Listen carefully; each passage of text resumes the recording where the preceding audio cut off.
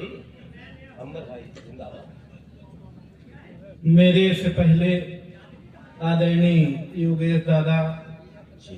हाथी की कविता पढ़ के गए, अब गधे की कविता सुनो। फिर गधा कह के मुझे बुलाए और बताए कि ये काला भालू उधर से आया है। टोटल मिला के मुझे जानवर कहा गया। नहीं, जो आज कपड़े पहने वो गधे के कलर के हैं और तुम्हारा शरीर भालू के कलर का है। दोनों की आत्मा तुम्हें। अच्छा, मेरे खड़ा करने से पहले आदरणीय बिहारी लाल लंबा जी का सम्मान किया गया। अनुपम भैया ने सम्मान किया। अच्छा, जब से मैं आया तो मेरा भी सम्मान हुआ। सभी कवियों का आदरणीय सभी हमारे बड़े आज्ञा लेते हुए सादर चरण वंदन करते हुए अच्छा सम्मान है भी बिहारी लाल लंबा जी का, इसलिए किया गया। सम्मान इतना ज्यादा हो गया है, फूल से, माला से, साल से, श्रीफल से, अब राइफल बस से बचा है।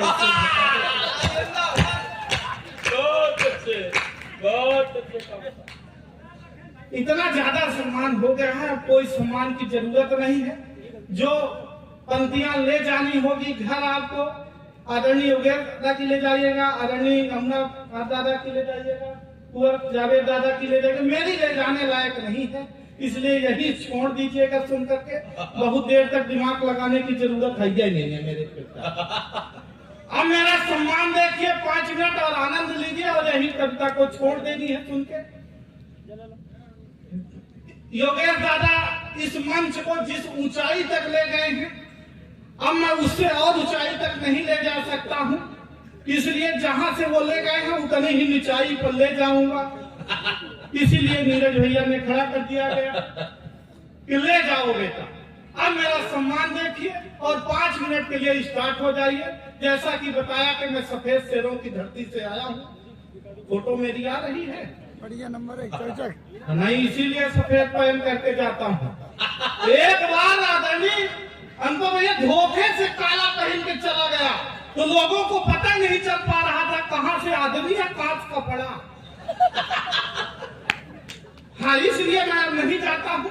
अब मेरा सम्मान देखिए और 5 मिनट के लिए स्टार्ट हो जाए। स्वागत कमता। एक सज्जन सुबह सुबह मेरे घर आए। हाँ। आदरणीय अर्चना दीदी ने वंदना की। हालांकि उस तरह का भी मैं गीत भी गा सकता था। ये तो आप लोगों का सौभाग्य है कि नहीं गा रहा हूँ। बहुत अच्छे। हाँ, एक बार मैं बचपन में अपने स्कूल में गाया था। अच्छा। मैं 5वीं में अपने विद्यालय में गीत गाया तो मेरे गांव वालों ने कहा बहुत अच्छा गाता है, इसको बॉम्बे भेज दो। मैं फिर बॉम्बे गया और बॉम्बे में गीत गाया तो बॉम्बे वालों ने कहा बहुत अच्छा गाता है, जहाँ से आया है वही भेज दो। बहुत अच्छे, बहुत अच्छे, बहुत अच्छे। क्योंकि मैं जैसे ही अपना सुर लगाया तो सुर असुर का रूप धारण कर लिया। मैंने तरन्नुम छेड़ा दादा तो लोग जहन्नुम की ओर जाने लगे। अरे मुझे एक ही गाने पे 2 अवार्ड मिले।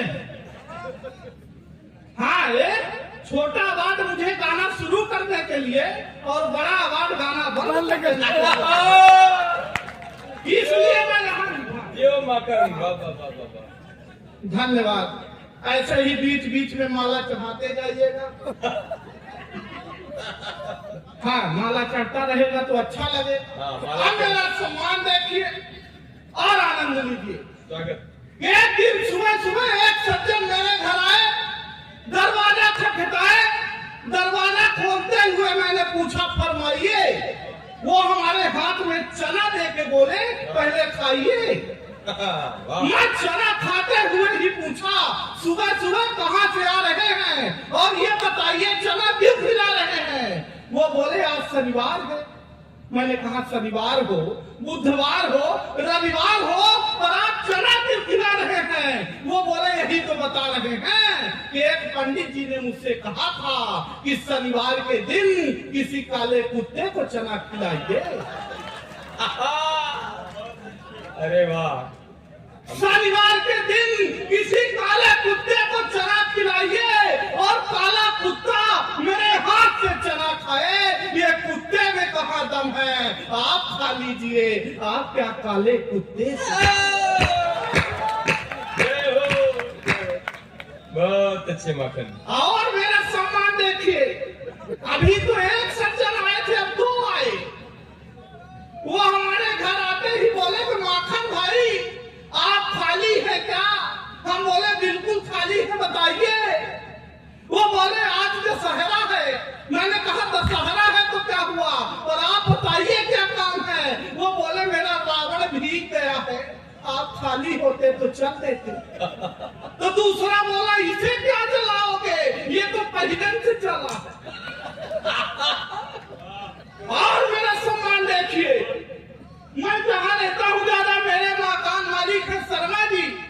सुबह सुबह मेरे घर आए, बोले माखन किराया। मैंने कहा यार शर्मा जी, जब कहीं भी जाता हूं तो आप किराया लेने पहुंच जाते हैं, आपको नहीं मालूम मैं इधर अम्बेडकर नगर जा रहा हूं। अब बहुत जल्द सोनी टीवी में भी आने वाला हूं। जिस दिन मैं सोनी टीवी में आऊंगा, आपका नाम पूरे मोहल्ले में छा जाएगा। शर्मा जी बोले शाम तक नहीं दिया तो वो दिन आ जाएगा। और मेरा सम्मान देखिए, मैं रूम से आगे बढ़ा, रोड में पहुंचा, मैंने एक ऑटो वाले को हाथ दिया। भाई साहब ऑटो वाले ने ऑटो रोकी, पीछे उसमें एक खूबसूरत लड़की बैठी थी। उसने कहा अगर तुम इसे चढ़ाओगे तो मैं उतर जाऊंगी। और मेरा सम्मान देखिए, पीछे मेरी मैडम थी। अच्छा का मतलब न रही होंगी जैसे नहीं है। पीछे मेरी मैडम थी, वो दौड़ कर आई, उन्होंने दूसरे ऑटो वाले को हाथ दिया। भाई साहब दूसरे ऑटो वाले ने ऑटो रोकी, मैडम ने पूछा रेलवे स्टेशन तक का कितना लोगे? ऑटो वाले ने कहा 100 रुपए। मैडम ने कहा अगर मेरे साथ ये मेरे प्राणनाथ भी चले तब कितना लोगे? ऑटो वाले ने कहा तभी 100 ही रुपए लूंगा। मैडम ने तपाक से मेरी ओर देखा और कहा देखे जो 100 रुपए की कीमत है वो मेरी है, तुम्हारी फूटी कौड़ी की नहीं है। बढ़िया है, बढ़िया है, बढ़िया है। और मेरा सम्मान देखिए, अभी सम्मान खत्म नहीं हो रहा। मैं मेरे सखी के साथ फिर ऐसे आप सखी कह रहे जैसे न रही हो, शक्ल से नहीं लगता है। यह संभव अलंकार है पर ठीक आए जोर से बोलना है। कोई दिक्कत नहीं, वहां तक पहुंचूंगा, टेंशन ना लो, टेंशन तक आऊंगा, कोई दिक्कत नहीं। मैं अपने सखी के साथ चौराहे से गुजर रहा था तो पीछे से एक लड़के ने कमेंट किया, देखो देखो आलिया जैसी लड़की है पर कालिया के साथ। आलिया जैसी लड़की है पर कालिया के साथ। मैं कुछ बोलूं आगे नहीं, पलट कर उस लड़की ने ही जवाब दिया जिसे तू कालिया कह रहा है ये व्यक्ति मुझे ऐसे नहीं मिला है। तो उसने पूछा कैसे मिला है, तो बताया इस सालों तक पूजा पाठ ऐसे नहीं मिला हूँ। सावन के 16 सोमवार व्रत रही है तब जाके मुझे पाई है। पिछले दिनों फिर थी आजादी, मैंने पूछा आप क्यों रहती हो? बोली पहले भी रहा करती थी। मैंने कहा क्यों रहती थी? बोली पहले सुंदर वर मांगा करती थी। मैंने कहा तो पा गई हो, अब क्यों रहती हो? बोली अब इसलिए रहती हूँ कि भगवान मिले तो उनसे पूछूंगी कि क्या मांगा था और क्या दे दिया है। कि सालों तक पूजा पाठ, सालों तक पूजा पाठ। आप भी मत बजाइए दादा, आप ही बजा करके डायरेक्ट मोक्ष को जाएंगे, वहीं विधान मिलेंगे। कि सालों तक पूजा पाठ जब तब किए मैंने तब जाके मेरे लिए प्यार लेके आए हैं। दुनिया की नजरों में लायक न प्यार मेरा, फिर भी ये मेरे लिए यार लेके आए हैं। बहार लेके आए हैं, फुहार लेके आए हैं, फुहार लेके आए हैं, बहार लेके आए हैं। मेरे लिए हीरो वाला हार परिणाम मिला, शनिदेव स्वयं अवतार। बहुत अच्छे, बहुत अच्छे। वाह वाह वाह, ये करे से। हाँ, पीछे भी हाथ में। मेरी तरह दिख रहे, अगर यहाँ 1-2 पीस भी हो तो कल से अपने आप को शनिदेव ही समझे।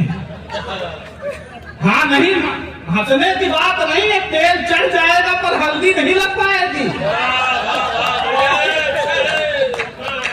हाँ, हल्दी लगने में बड़ा लफड़ा है। अरे मीरा नाना मेरी तो लगी नहीं पा रही थी। मेरे पिताजी के कई बार निवेदन करने पर, अरे नहीं, मेरे पिताजी के कई बार निवेदन करने पर एक शादी वाले मेरे घर आए, मुझे देख करके जाने लगे, कुछ बोले नहीं। तो मेरे पिताजी खुद ही आगे बढ़े, उन्होंने कहा आपने लड़का देख लिया? बोला कुछ नहीं। उन्होंने कहा देखिए भाई साहब, मैंने लड़का देख लिया है, अब आप इसे ब्यूटी पार्लर वाले को दिखाइए। पिताजी ने कहा शादी ब्याह लड़के और लड़की के संबंध है, आप लड़की को दिखाइए। तब जाकर फिर लड़की मुझे देखने के लिए आई। आधा घंटे तक लड़की हमको देखती रही, आधा घंटे तक लड़की हमको देखती रही। हम लड़की को देखते रहे, न लड़की हमसे कुछ बोल रही थी, न हम लड़की से कुछ बोल रहे थे। आधा घंटे बाद लड़की ने हिम्मत करके बोली कि भाई साहब,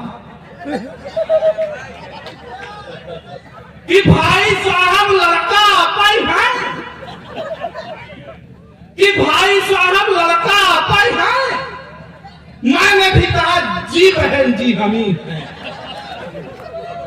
उसने कहा जब हम आपसे विवाह कर लेंगे तो आप मुझे क्या मानेंगे? मैंने कहा जिंदगी। उसने कहा लानत है ऐसी जिंदगी पर जो आपसे विवाह करना पड़ता है।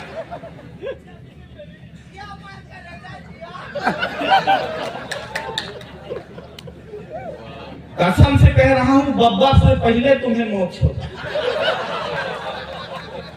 हाँ, मेरे साथ जुड़ोगे तो और जल्दी भी हो सकता है। टेंशन न लो, टेंशन की जरूरत भी नहीं है। टेंशन कब कहाँ कैसे आ जाए किसी को पता नहीं।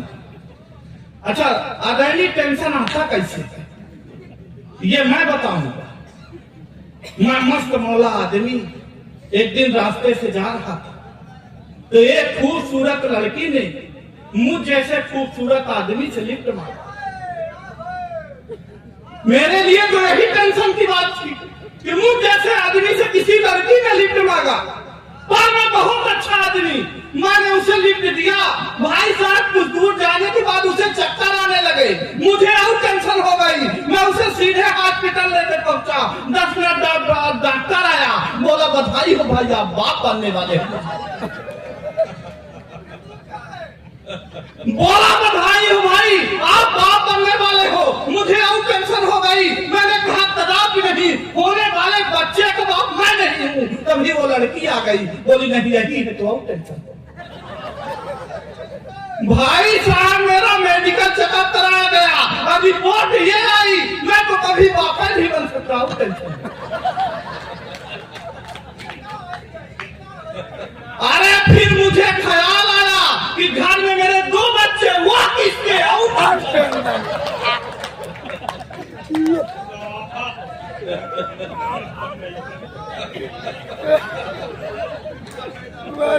इतने में बिहारी लाल अंदर का फोन आया। बेटा तुझे इतनी टेंशन तो तू मेरे इधर प्रयागराज आ। अरे बहुत अच्छे।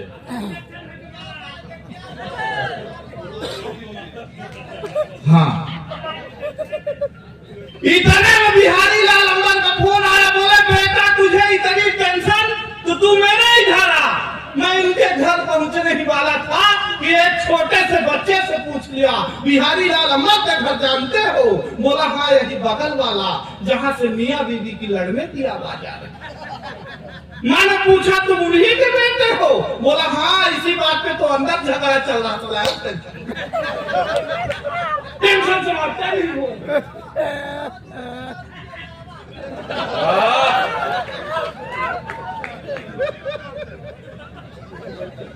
अच्छा, ये कसम से हमको ऐसा लगता है किसी सुंदर प्रेमिका ने इस व्यक्ति को छोड़ दिया है।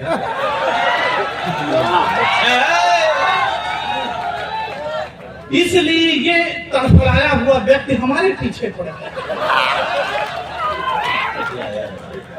हाँ, ऐसी कोई दिक्कत नहीं है बेटा, फिर मिल जाएगी। हाँ, जरूरी नहीं है तो वही मिलेगी, प्रयास करो। हमें तो एक बार, हाँ, समय की अपनी सीमा है, लंबी फेरिश है, मैं दोबारा भी आ जाऊंगा। आया? आप समझ में आएगा ये युवा पीढ़ी हमारी किधर जा रही है। मैं उन फिल्म दुनिया वालों से निवेदन करना चाहता हूँ, याद ये कि अगर हम एक साथ परिवार बैठकर कोई फिल्म नहीं देख पाते तो ऐसी फिल्में मत बनाओ। ऐसा भारत हम नहीं चाहते कि तुम भारत को भारत रहने दो, कि तुम भारत को भारत रहने दो, न इसे एडवांस करो जी। तुम भारत को भारत रहने दो, न इसे एडवांस करो जी। तुम सिर्फ भारत के संस्कार बचाओ, न लुंगी डांस करो जी, न लुंगी डांस करो जी। शीला की ये भरी जवानी जान रहे हो तुम, ओए ओए हनी सिंह पहचान रहे हो तुम। ये दो चार बातों के चक्कर में बस ओए ओए ओए ओए होता है। यही तमाशा देख के घर का हर बच्चा यूं होता है। भारत को न चीन न जापान न ये फ्रांस करो तुम सिर्फ भारत के संस्कार। आजकल नाम से कुछ नहीं होता है। इधर देखें, अच्छा, जिसका नाम बहादुर है उसको कोई पीटे जा रहा है, जिसका नाम प्रकाश है वो अधियारे में बैठा है। तब कहना चाहता हूं उनको भैया, चार बन जाते, नाम से कुछ होता नहीं है, काम करना पड़ता है, कर्म करना पड़ता है। कि माता पिता गुरुओं की सेवा नहीं किए, माता पिता गुरुओं की सेवा नहीं किए तो ईश्वर के बंधन से कुछ नहीं होता है। माता पिता गुरुओं की सेवा नहीं किए तो ईश्वर के बंधन से कुछ नहीं होता है। बोया है बीज तुमने यार ये बबूल के, तो चंदन समझने से कुछ नहीं होता है। बहुत अच्छे। पाई थी कुर्सी तब यार कुछ किया नहीं, अब ये घर यारी क्रंदन से कुछ नहीं होता है। और सत्य और धर्म वाले मार्ग न चले तो तुम नाम रघुनंदन से कुछ नहीं होता। बहुत बढ़िया। आप लोगों ने भी सुना होगा, हमारे रहनुमाओं द्वारा ये कहा जाता है कि शहीदों की चिताओं में लगेंगे हर बरस में। लेकिन किसने देखा है?